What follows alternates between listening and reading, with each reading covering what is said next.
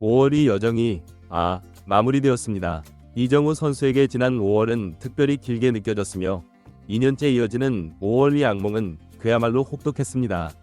이정우 선수는 5월 한 달간 치른 27경기에서 그의 명성에 걸맞지 않은 2할 3푼 1리라는 저조한 타율을 남겼고 심지어 출루율마저 3할 고지를 넘어서지 못했습니다.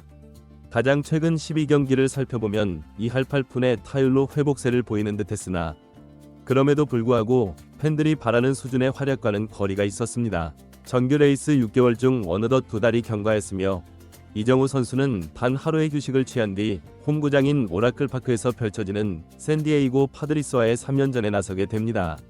같은 지구 소속의 경쟁 상대인 샌디에이고는 이미 김하성 선수가 몸담았던 팀이기에 국내 팬들에게도 상당히 친숙한 구단이라 할 수 있습니다. 샌프란시스코 자이언츠로서는 이번 샌디에이고와의 맞대결을 통해 순위 반등을 꾀할 절호의 기회를 맞이한 셈이며 만일 이 시리즈에서 만족스러운 결과를 얻지 못할 경우 순위 경쟁에서 더욱 뒤처질 위험이 있습니다.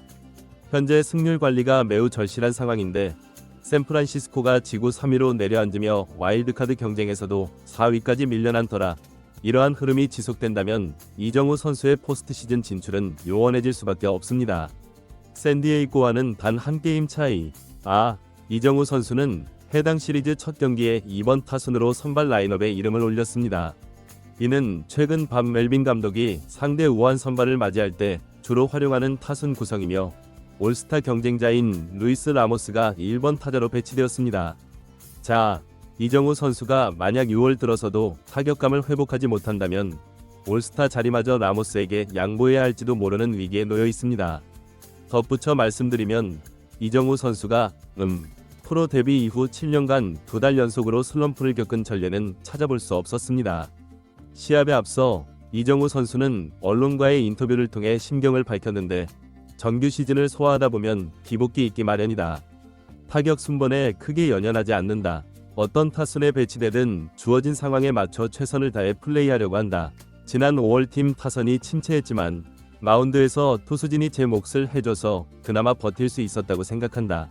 야구계에 새 달이 뜨면 분위기도 달라진다는 속설이 있는데 6월이 시작됐으니 다시금 좋은 타격으로 팀에 기여하고 싶다는 각오를 전했습니다. 이정우 선수가 팬 여러분의 심정을 정확히 헤아리고 있는 듯합니다. 만약 이정우 선수가 6월의 첫 경기에서 시원한 안타를 생산하고 소속팀까지 승전골을 올린다면 그야말로 더할 나위 없이 훌륭한 출발이 될 것입니다. 이정우 선수가 맞서게 될 샌디에이고의 마운드에는 콜렉이라는 이름의 투수가 예고되어 있는데 최고 시속 95마일가량의 공을 던지는 투수이며 시즌 초반에는 빼어난 피칭을 선보였지만 가장 최근의 3번의 등판에서는 경기력이 매우 좋지 않았습니다. 그렇기 때문에 이번 맞대결에서 이정우 선수의 시원한 방망이가 터져주기를 내심 바라볼 만했습니다. 이정우 선수는 워싱턴 내셔널스와의 경기에서 처음으로 2번 타순에 배치되어 3타석에 들어서 2개의 안타와 1개의 볼넷을 얻어냈고 1개의 삼진과 함께 2득점을 기록했으며 그때 4경기 연속으로 안타를 이어가는 중이었고 6게임 만에 한 경기 여러 안타를 때려냈습니다. 더불어 2경기 연달아 3차례 이상 출루하는 뛰어난 집중력을 보여주기도 했습니다. 계속해서 마이애미 말린스와의 대결에서도 2번 타자로 출장하여 5번의 타격 기회에서 2개의 안타와 1개의 도루를 성공시키는 모습을 보여주었습니다. 나흘 만에 또다시 한 경기 복수 안타를 만들어냈으며 2경기 연속으로 베이스를 훔치는 데도 성공했습니다. 이번 시즌 2번 타자로 출전했던 앞선 2번의 경기에서 전부 여러 개의 안타를 치며 좋은 모습을 보였기에 이번 시합에서도 인상적인 활약을 펼칠 가능성을 점쳐볼 수 있었습니다. 이러한 상황에서 이정우 선수만의 부진을 꼬집기가 다소 조심스러운 이유는 샌프란시스코 타선 전체가 극심한 침묵에 빠져 있다는 사실 때문입니다. 샌프란시스코의 공격진은 최근 치러진 14차례의 시합에서 총 30점을 뽑아내는 데 머물렀습니다. 대략적인 계산이 되시죠? 매 경기 평균적으로 2점 정도를 얻었다는 의미입니다. 그렇습니다. 이는 무려 12년이라는 기간 만에 기록된 가장 낮은 득점 수치라고 전해집니다. 구단 창립 이래 가장 심각한 수준의 득점 빈곤에 시달리고 있다는 평가까지 나오고 있는 실정입니다. 한 경기에서 가장 많이 낸 점수가 글쎄요, 겨우 4점에 불과했습니다. 저 역시 개인적으로 팀을 응원하는 입장에서 정말이지 인내하기 어려운 시간이었습니다. 솔직히 응원을 그만둘까 하는 생각까지 들 정도였습니다. 이정우 선수는 실질적으로 약 이틀간의 휴식을 취한 후 경기에 나서는 것으로 보입니다. 마이애미와의 시리즈 마지막 경기에서는 휴식을 부여받다가 경기 막판 대주자로 잠깐 투입되었고 바로 다음 날은 팀 전체의 휴식일이었습니다. 그리하여 이 시합은 이정우 선수에게 6월이 첫 번째 공식전이 된 셈입니다. 샌프란시스코의 안방에서 펼쳐지는 경기이기에 우선 로건 웹 선수가 선발 투수로 등판했으며 직전 등판에서 다소 고전하며 평균 자책점이 상승했지만 자신의 홈그라운드에서는 리그 정상급의 투구 내용을 선보이고 있고 상대인 샌디에이고 타선 역시 최근 타격감이 좋지 않기에 승리 가능성에 대한 낙관론이 고개를 들었습니다.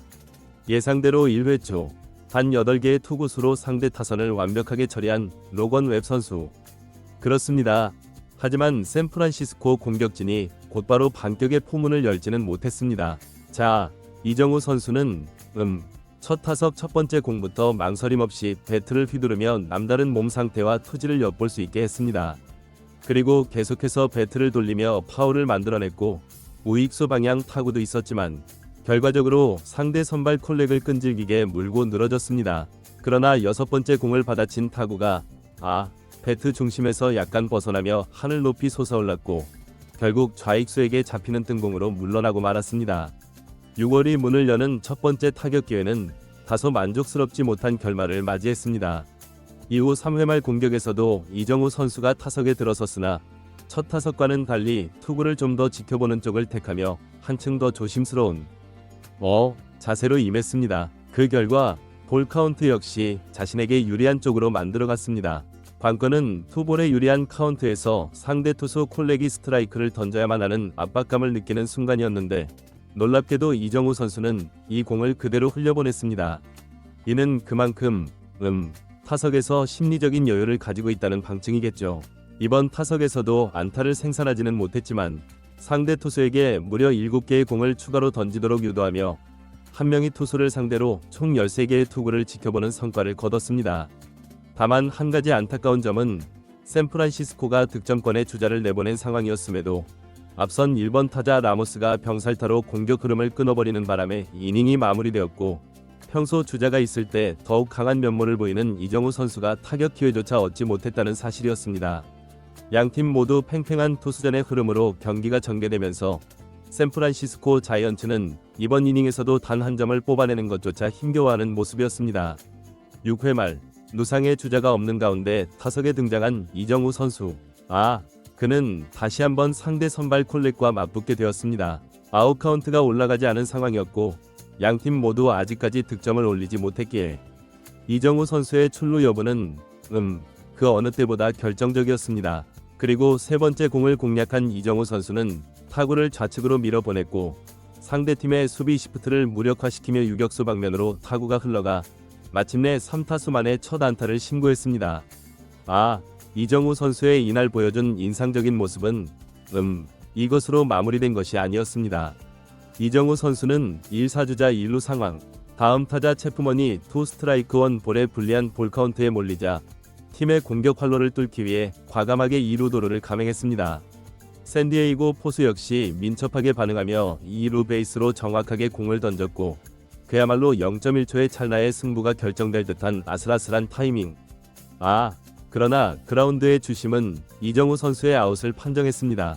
그러자 이정우 선수는 마치 여기가 KBO 리그 경기장인 것처럼 팔을 크게 돌리며 세이프를 외치고는 곧바로 비디오 리뷰를 신청하는 제스처를 취했습니다.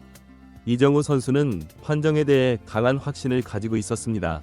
그 이유는 자신의 몸에 태그가 이루어지지 않았다고 굳게 믿고 있었기 때문입니다. 물론 주심이 서 있던 위치에서는 정확한 확인이 어려웠을 수도 있는 상황이었습니다.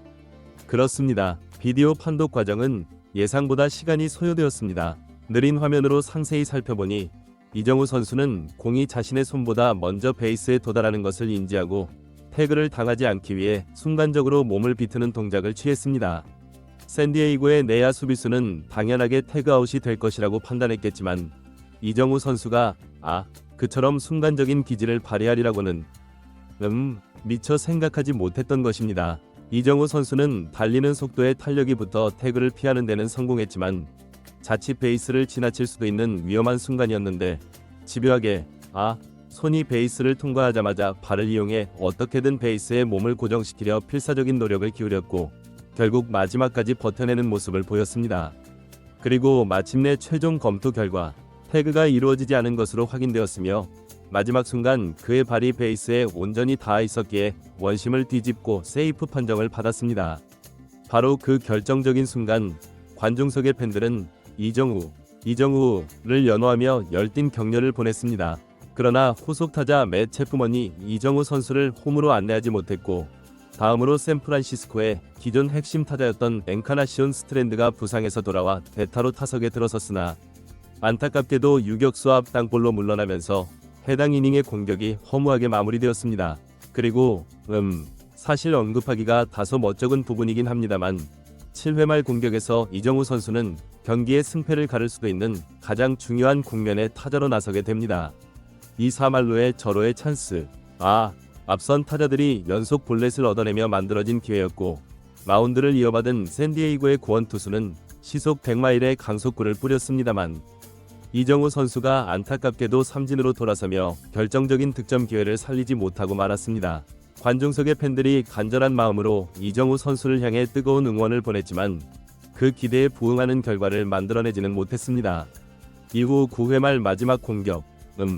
이 사주자 없는 상황에서 그의 5번째 타격 기회가 찾아왔으나 이번에도 역시 삼진 아웃을 당하고 말았고 결과적으로 안타 하나를 기록하긴 했지만 팬들이나 그 자신이나 이런 내용을 바랐던 것은 아니었을 텐데 결국 5타수 1안타라는 다소 초라한 성적으로 경기를 마치게 되었습니다.